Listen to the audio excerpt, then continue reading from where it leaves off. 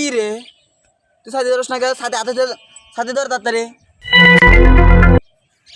দাঁড়ান সরকার সাথে এখনই চাকরি করছে। হ্যাঁ তাতে সাথে ধর। চল ভালো লাগতেছে। জায়গা জমি এগুলো দেখশন করা লাগবে বুঝছো? আপনার কি খবর আছে? কি? ওই শালাই মন্ডল আপনার নামে গ্রামে যে বদনামটা ছড়াইতেছে আপনি কি জানেন? না তাড়াতাড়ি ক।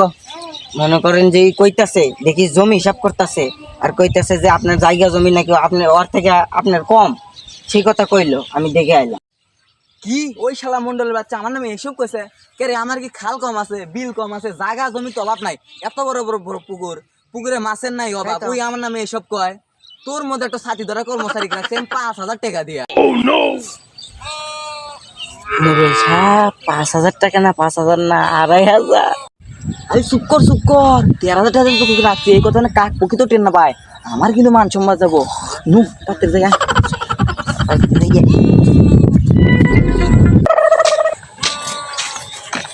কি রে, কালকে যে জায়গা জমি মাপলাম সে সরকারের থেকে কি জায়গা জমি মান কিছু বেশি হয়েছে? না মন্ডল সাহেব, আপনারা সরকারের তো জায়গা জমি পুরো সমানই। না ওই সরকারের থেকে জায়গা জমি আমার বেশি ভালো লাগবে। চ এর কোনো ব্যবস্থা করি।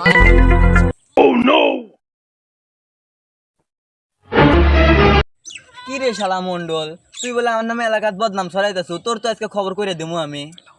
কিরে, তুই সাধারণত একটা সরকার হইয়া আমার হুমকি দিচ্ছস?